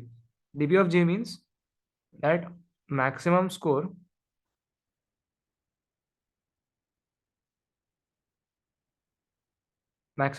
for prefix j, like for 0 to j, if you have to take aj. Like basically in the score we have to add aj. So what is the maximum score for this prefix? So this is actually similar to LIS, right? In LIS also, in the O of n square approach, we take dp of I equal to LIS ending at I. So basically that means that from 0 to I, and you have to take I. So this one is also similar to that. That maximum score which you can achieve if you have to take AJ, right? So this is my state. Now, why did I took this state? It is because like the X depends on the last element that I took. So that's why I got the intuition to take this state. Because the X only depends on the last element that I took, right? So this is dp of j. Now let's say we want to calculate dpj.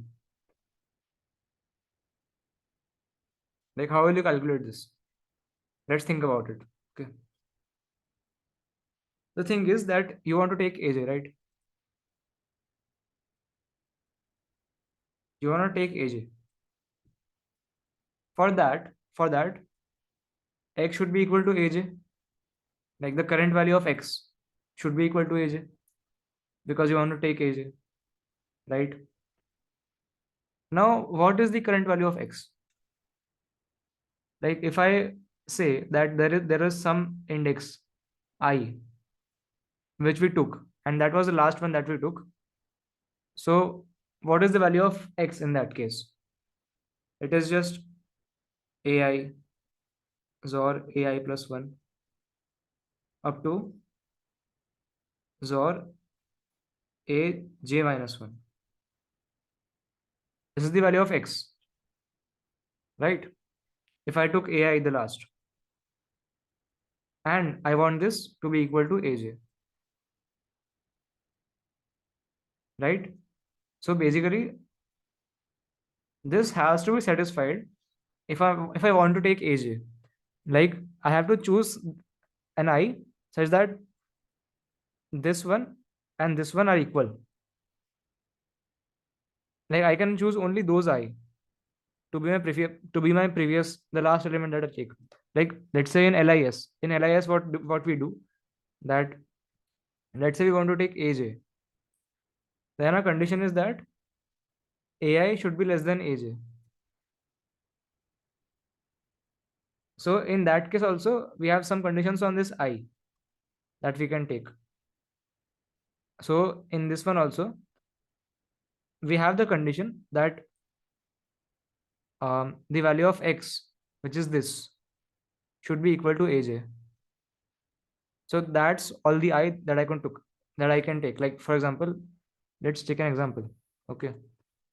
Let's say we have this 2133. Okay. 2133. Now, let's say what is the maximum? Okay, let's actually there's one more thing to add.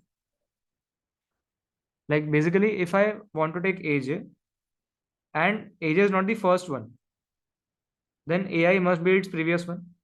So AI has to satisfies this condition, right? But what if AJ is the first thing that I took? If AJ is the first thing, that can always happen.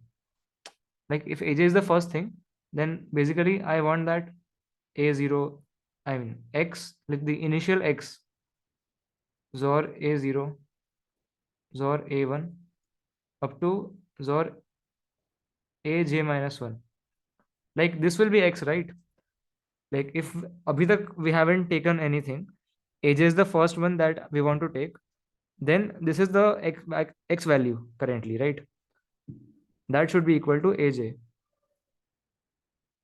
So we'll just set x to be equal to a0 XOR a1 XOR a2 up to XOR aj. If we set x to be this, like what I did was basically I transposed this terms to the other side, because the inverse of XOR is just XOR. So if I take x as this one, I can make aj. Like taking only aj is always possible, but taking something before it has certain conditions, and this is that condition, right? So let's look at the sample. We have 2133. Now for this 2, I can take only this. Like before this, then there's nothing. There's nothing before this. So obviously, I need to take only this. So in that case, the answer, the score would be 2. Okay. Then for this one, either I can take um this I, like this is the J. This is J, right? So either I can take this one before this one, I can take this as the I, or I can take only the one. But let's see that can we take only this I? We can do that if and only if this condition is satisfied. This is the condition, right? So in this case, the condition becomes 2. The LHS is 2. LHS is AI XOR up to AJ minus 1. Here J is this, I is this. So LHS is 2 and RHS is 1. So this is not true. Hence, we cannot take this I for this J. So therefore, the only possibility is we take only this one. So we just take, so the answer is 1 in that case. The score is 1. Okay. Now we have this 3. Let's say this is the J. So we have two possibilities. Actually, we have three possibilities for this I. This is the I, or this is the I, or there is no I. This is the first element. So let's say if this is the I, so can this be I? Can this be I? 2 XOR 1. Uh, 2 XOR 1 and RHS is 3. So yes, this is correct. 2 XOR 1 is 3. So this can be I. So basically, if this is I, then what you can say? What is the score? The score would be just answer for I plus 3, right? Because this is the maximum answer for I, 2. And you just add 3 to it because you are taking this 3 as well. So the answer becomes 5. And on the other hand, you can take just 3. So these are the two possible answers. But of course, you will take the bigger one, right? And then for this 3, what can be I? This can be the I, right? Because 3 is equal to 3. So this can be I. So therefore, the answer would be just 5 plus 3. 5 plus 3, which is 8, right? So our final answer would be the maximum value among of this array. Maximum value of this is 8, right? So actually, what I just explained might seem like an n square approach to you. Like for some j, like here we were at this j, right? We are at this j. Suppose we are at this j and we need to figure out what are the i's that I can take. So I figured out, like, let's try this I. So I said that yes, this I is satisfied. But then I would have to check this I as well. I would have to check this I as well. So like basically I would have to check all the I's before this J, right? So for every J I have to run a loop of N or a loop of J, let's say. So it would be N square, O of N square, right? So do you have any idea how to optimize it?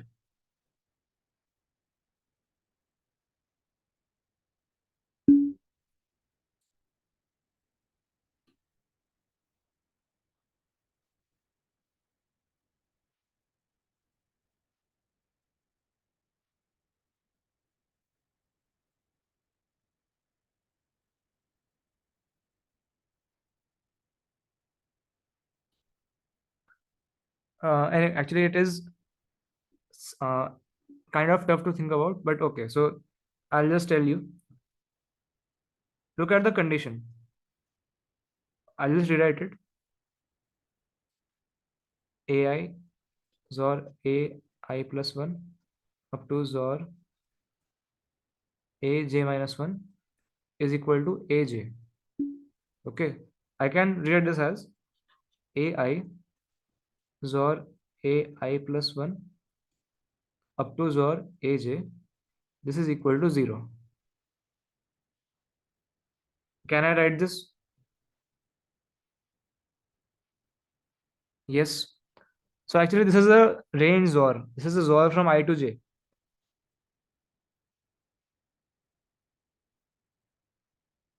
Like if I write like this is my notation. This is not actual notation, but it's a range XOR from I to J should be equal to 0. So I think you all would know that we can take prefix sum of XOR as well because XOR is invertible,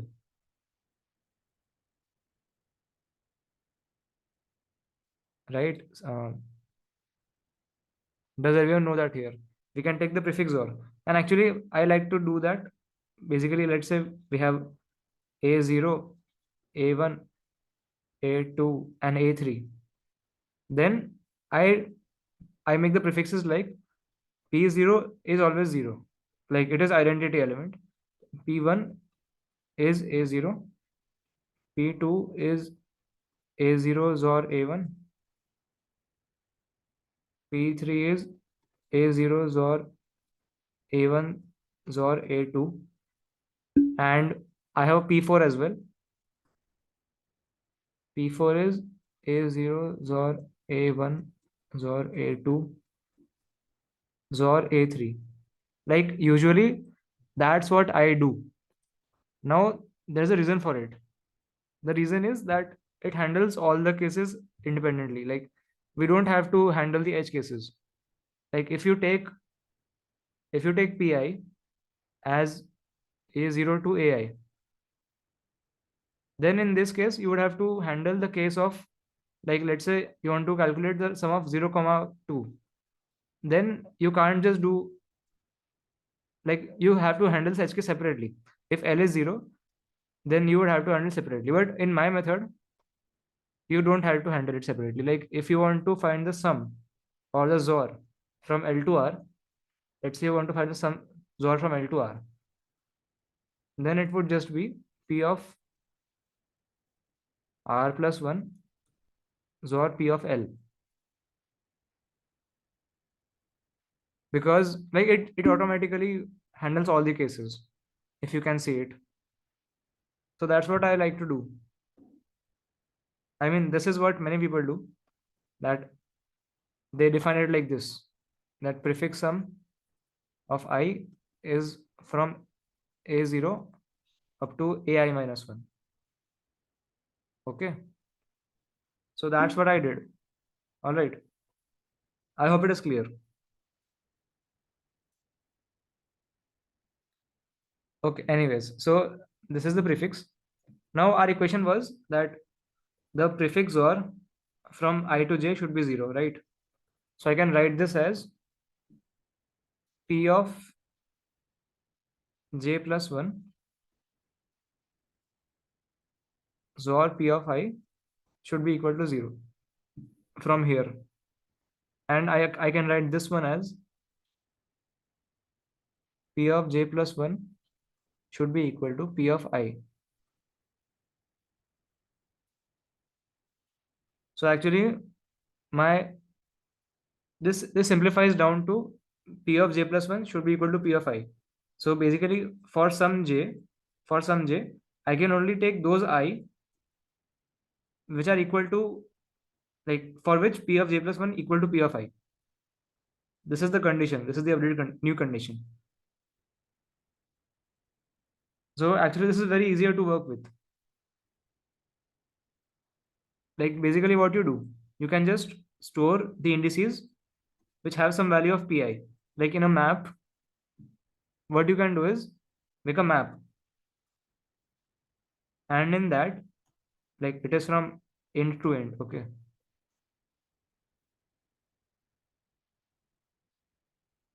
You can store that the prefix some pi, where did it come?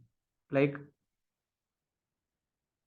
let's say in the test case, what is the test case? 1233, right? 2133. 2133 we have. So the prefix XOR, what is the prefix XOR? It is 02303. Okay. And the index, I'll just write 0123. This is the array. This is the prefix XOR. Now, um, let's say we are at this index. We are at this j equals to 2. So basically,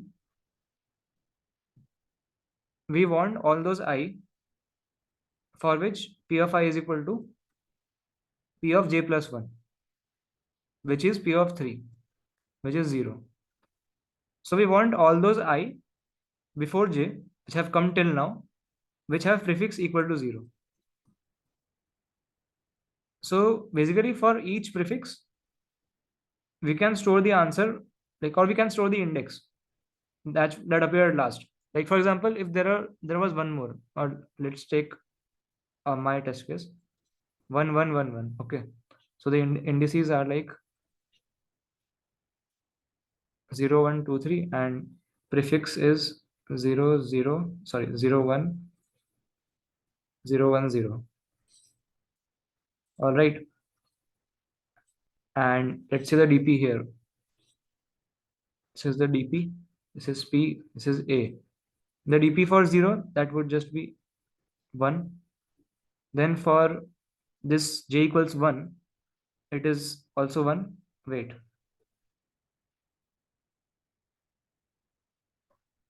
Uh, no, it is 2, because dp of j p of j plus 1 is this 0, and there is one I which has 0. So we can take that answer and add this one. So 2, and for this the answer is 3. The answer is 4 for this case. So actually what I want to tell you is that basically you can just store in the map that corresponding to a certain prefix, what is the maximum answer, or what is the last element. Like let's say that for this prefix 0, the maximum answer is 3. So let's say we had some more ones. Okay. So we have this 1 and this 0. So now for this one, I have prefix equal to, like, this j is equal to this. So j plus 1 is, p of j plus 1 is 1, right? I want p of I equal to p of j plus 1. So basically I want this is equal to 1. So I want all the indices such that pi is 1. So for this, wait, for this one pi is 1, and for this one pi is 1, and the better answer is 4. So for each prefix, we can just store that what is the maximum answer. So basically for in the map of 1, we'll just store 4. And in the map of 0, we'll just store 3. Like up till now. Now we are at j equal to this 4, right? For that, we'll update the answer of 0 to 5. Like from this 1, we can get this 5. So we'll update this m of 0 to 5. Now we are at like j equal to 5, right? So I want p of I equal to p of j plus 1. P of j plus 1 is 0. So I want maximum answer for p of 0. And I know that maximum answer for p of 0 is 5. So I'll just write 6 here. 5 plus this 1, which is 6.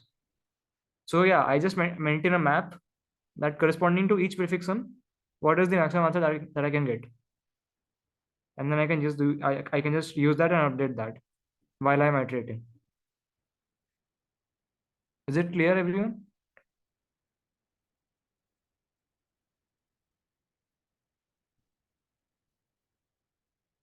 Okay.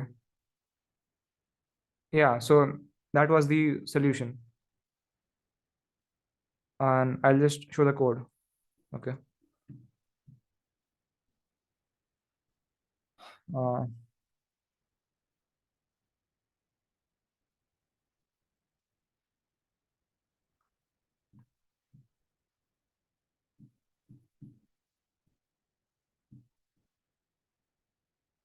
yeah, so actually in this case, I found just the last element. Like I stored the last corresponding to each prefix. Like instead of storing the answer, like m of 1 is 4, m of 2, m of 0 is 5, I just stored the index at which the last element came. Like I'll show you. So I make this prefix, n plus 1 prefix, p of 0 is 0, and I plus 1 is pi is or ai. Now I store an answer. Answer is just the DP array, okay? The DP array. So I iterate the for loop. Now I want, like, actually this is named as I, but this corresponds to J. Like in the explanation, what I named as J, that is just I here, okay? So I want P of J plus 1. So I just find that has that came already somewhere. If that has came, then I just take the answer of last of Pi plus 1 and I add AI. So that is my answer of I. And if it has not occurred up till now, then I cannot take any I. So therefore, I have to take this as the first element itself. So the answer of I would be A of I. And then I just update the last of Pi to I. Like the last index at which Pi occurred was I. And then I just printed the highest DP element. Okay. Makes sense? All right. So should I move on to the next problem? Okay. So the next one is Xoperations. Okay. Um, right. The problem is very simple. And the problem statement is very simple. You can do the following operation on array A any number of times. Select two indices, like select a subarray, and then for the subarray, assign AI to AI's XOR I minus L plus 1. So basically, you have an array. Let's say you have 2, 3, 4, 5, 1. In one operation, you can XOR the subarray by 1, by 2, and by 3. Like this number by 1, this number by 2, and this number by 3. And so on. If you have a larger subarray, then you will do this. But you will always start with 1. That's what the operation we can do. Okay. So for each AI, yeah, assign AI to AI XOR I minus L plus 1. Okay. Now define a binary function f on an array A, where fa is 1 if it is possible to make all the elements of A equal after any number of operations, and 0 otherwise. So basically, for an array A, we have defined um, we have defined an we have defined a function such that if it is possible to make all the elements of array equal to each other, like all the elements of array equal, then fa is 1 and otherwise fa is 0. You are given an array B of length n. Compute the sum of f or all subarrays of B. Okay, so basically it is asking us that how many subarrays are there for which it is possible to make all the elements of that subarray equal using this operation, using any number of times this operation. Okay. So yeah, this is the problem. Okay. Now the first thing to do, like for subarray problems, like something for a problem in which you have to compute the sum over all subarrays, you should first think about um, how to do it for a single array. Like for just an array, how do you compute it?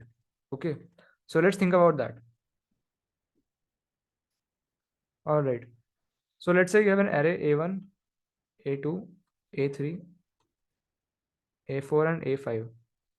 You want to compute the you want to find out that whether it is possible to make all the elements equal or not, right? Now there are some observations here.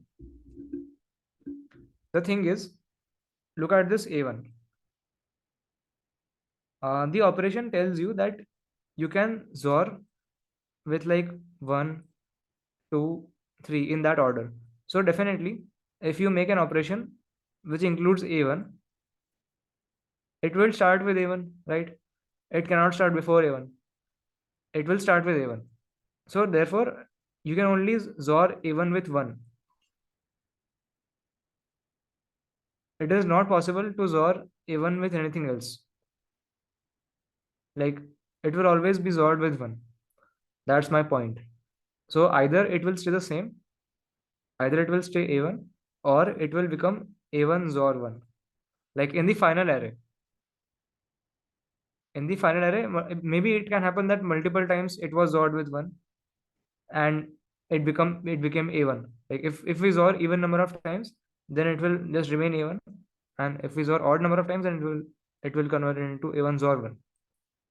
Right? So that's my point, that this A1 has only limited number of options that what it can be. It can either be A1 or A1 XOR 1. So actually this simplifies the question a lot, because this means that we need to make this whole array equal to A1 or equal to A1 XOR 1, right? Either A1 or A1 XOR 1. But the thing is that if I am able to make it to A1 XOR 1, then definitely I can make it into A1 as well. Like basically, I can just take the XOR with 1. I can just apply operation on this subarray. So it will make it A2 XOR 1, then apply on this subarray, then on this subarray. So basically, essentially, I am taking the XOR of every element with 1. So if I am able to make all the elements equal to A1 XOR 1, then definitely I'll be able to make the all the elements equal to A1 as A1 also. So it is sufficient that I solve it, that we have to make all the elements equal to A1. If I just solve that, it is sufficient, because that case will get covered also. That case where I'm able to make all the elements A1 XOR 1, that will also get counted, right? So the problem boils down to, we need to make all the elements equal to A1. Okay. Okay. So now let's look at the operation a bit more carefully.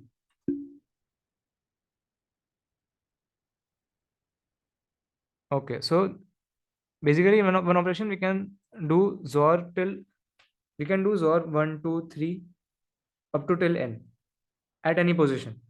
So essentially, let's say you want to take the XOR with 3. Like let's say all of these are same, all of these are equal to A1, and this one differs by A1 by just XOR of 3.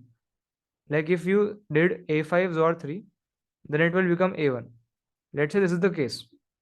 I'll give an example. Let's say we have what is 1 XOR 3? It is 2. 1 XOR, yeah. So let's say these all are 2 and this is 1. And you need to take, basically you need to take the XOR of this 1 with 3.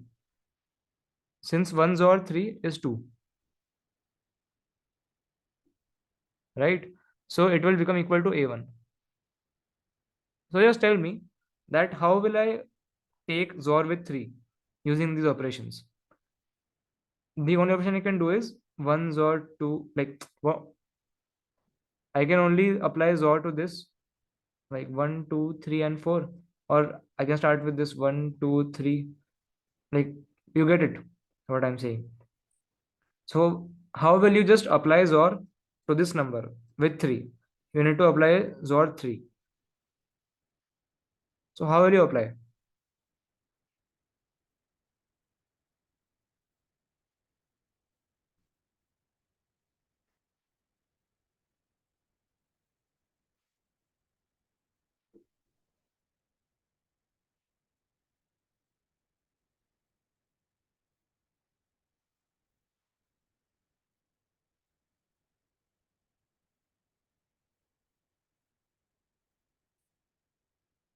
Do you get any idea?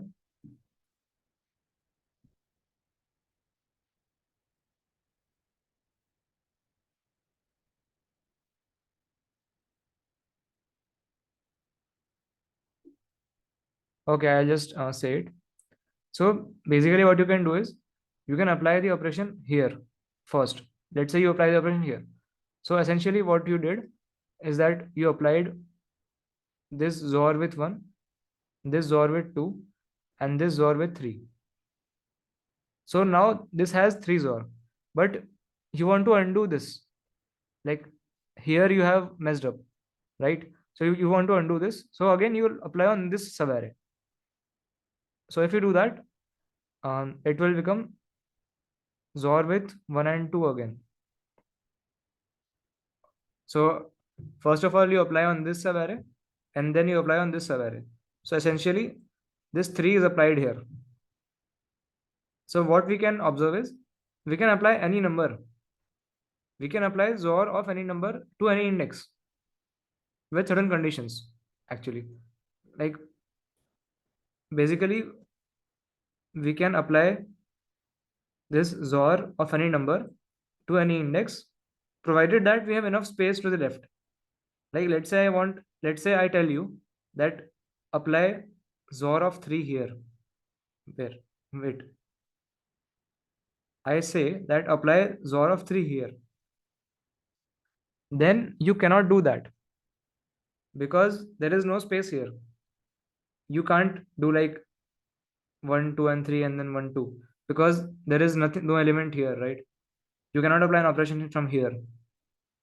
So you can take XOR of any position with any element, provided that you have enough space. Like here, I wanted to apply XOR with 3, so I had enough space to fit 2 and 1. So I could just do 1, 2, 3, and then I could just do 1, 2. So essentially, it applied XOR with 3. So this is a very useful thing now. Like this is a very powerful operation that we can take the XOR of any element with any number. So using this, we can easily solve that. How do we solve it? Like how I solved it. I used bitwise.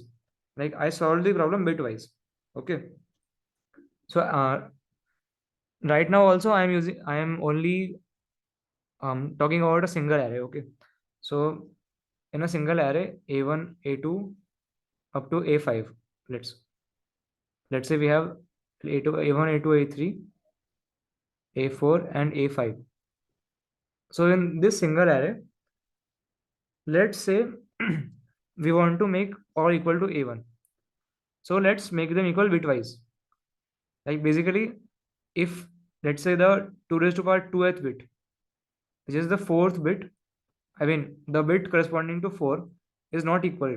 Like let's say in A1, the 2 raised to power 2 bit is 1, and in A2 it is 1, in A3 it is 1, but in A4 it is 0, and in A5 it is 0, and I want to make it 1.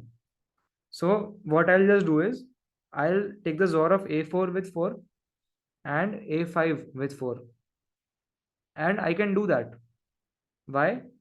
Because I can just, because there is enough space to take XOR with 4. Like I can do 1, 2, 3, 4, then I can do 1, 2, 3, like these operations. So essentially the XOR with 4 will go to A4, and to make with 5, I can just do it here. 1, 2, 3, 4, and then 1, 2, 3, right? So I took the XOR of A5 with 4. So essentially the 2 raised to power 2 bit of these two elements also became 1, 1, right? So that's how I do it. But the thing to notice is that suppose here it was 0. So then you can never make it 1. Why? Because any operation you do, this A3 can only be XORed with 1, 2, or 3. So there is, like in all three of these numbers, the bit of 2 raised to power 2 is 0. Like the 2 raised to power 2th bit of these three numbers is 0. So it can never change A3. So basically you can never change A3. I mean, you can never change the 2 raised to power 2th bit of A3 because these numbers cannot change it. So therefore, if something is mismatched here also, like if this 0 is mismatched with this one, and we are talking about this 2 raised to power 2th bit, then definitely you cannot do anything. There are no operations that you can do such that this bit becomes 1, right? So that's one observation. So my point is that it is not possible to make it equal. So the answer would be 0 in this case. Like the f of a would be equal to 0 for this, right? So basically you do this thing for every bit. So we did this for 2 raised to power 2th bit. Like we just saw that for a4 and a5 it is okay because a4 and a5 we can handle. This a4 and a5 we can handle. That 2 raised to power 2th bit is not the same as a1 because we can just take XOR with 4, but we cannot handle it with 3 because we cannot take the XOR with 4, right? So in general, if you are checking the 2 की power kth bit, then it would work like if the 2 की power, if you are checking the 2 की power kth bit, if it is mismatched on somewhere like a 2 raised to power k, like for 2 raised to power 2, it was tolerable for a4 and a5, right? So for 2 raised to power k, let's say it is t, let's say 2 raised to power k is t, then it is tolerable for at up to an. Like we don't care what bit they have, it's just that the previous ones at minus 1 and so on should have the same bit as a1 because we cannot change them. So for if for any bit this is not satisfied, um, we can definitely say that the answer is no in that case for this array, for this whole array, right? So now that we have seen that how to how to check for us for a single array, we can move on to how to calculate for a certain subarray.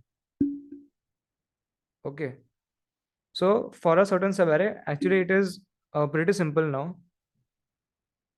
So like basically you have this array a1, a2, a3, let's say up to a4. So the idea here is that I calculate the answer, like I want to count the number of subarrays, right? I need to count the number of subarrays. So what I will do is I will count it element by element. Like I will count the number of subarrays starting at a1, then starting at a2, then starting at a3, and so on, and I'll add them up.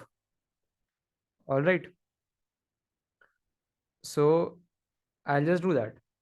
So let's say I want to count that how many subarrays there are which start at a1, and the answer is yes for them.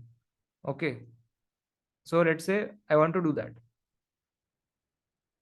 Okay. So how do we do it? The idea here is that we can solve it bitwise, right? The same thing that we did above, we can just do bitwise. So let's say we want to start at a1. Now in a1, let's say the kth bit, I mean the 2 raised to power kth bit is, let's say it is 1. Then we just need to check that, okay, like let's just take some values. Okay, let's say that 2 raised to power 2th bit is 1. Then what we need to do, all we need to do is just check that what is the first mismatch after this A1. Like, let's say that in A2 it is 1, in A3 it is 0, and in A4 it is also 0.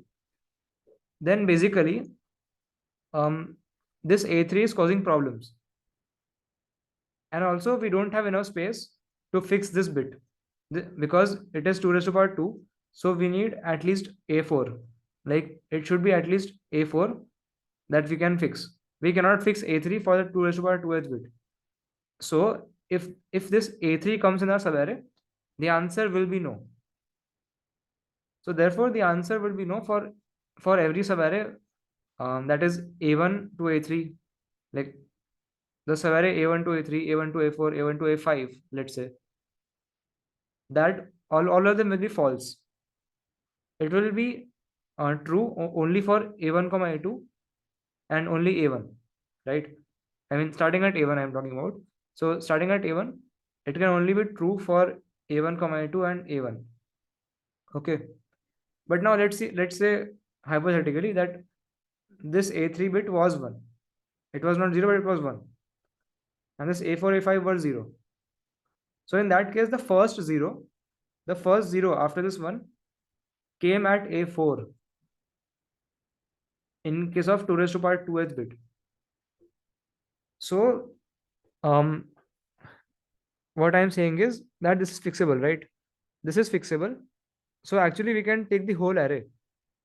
Like, even if we take the whole array, we can fix those bits which are not equal to the A1 because we have enough space before them. So basically, in that case, this bit says that I have no problem. Just take how many numbers you want. Like, we can even take the whole array up to A5. We can take A1 to A5. We can take A1 to A4, A1 to A3, and A1 to A2. Like, whatever we want, we can take. But if this was the case, like if this was 0, then we could only take till here. Only A1 and A2, right? So yeah, this was for one bit. So actually we do this for every bit. Like, first of all, for each index, like first of we are doing it for index 1 first of all. Then we'll iterate through each bit. So each bit will tell us that how much far it can go. Like, for this situation, this 2 raised to power 2th bit is telling us that it can go till only here. It can go up to only till 2, right? So therefore we'll just check for every bit that where can they go to, where can they go up to, and then we can just take the minimum of them. We can take the minimum of that. Like, basically, if let's say 2 raised to power 1 bit, 2 raised to power 1 bit says that it can go till 5, it can go till the end. Then 2 raised to power 3 bit says that it can only go till let's say 3. Then you need to respect all of those. So you will take the minimum, you will take the intersection or the minimum. So you will only go till 2. So we'll add, like, you will just count A1 array and A1 comma A2, because if you take A3, this 2 raised to power 3 bit will be unsatisfied, it will not be satisfied, right? So that's what I do, that's what we can do. So what we just need to do is we just need to store the next opposite bit, or let's say if we just store for each index I on the next bit, which is 0, like the next 0th bit and the next 1th bit. Like, for each bit we do that, the position of the next 0th bit and the next 1th bit for each 2 raised to power k, like for each k. If we store that, we can easily count the number of subarrays starting in index I, starting at some index I, and we'll just add that up, we'll just add those answers up to get our final number of subarrays, right? So I'll just show the code. Hmm.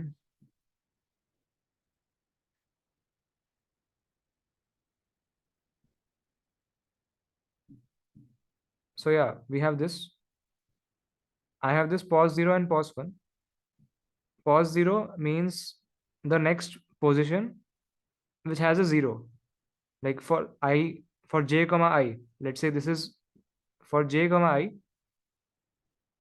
the 2 raised to power jth bit, the first 2 raised to power jth bit, which has an index of one set. Sorry, an index of, like, it has at the jth bit which number has 0. The first number such that after I. Okay. And same as pos 1. So pos 0 of I comma n minus 1, like I just set them to infinity.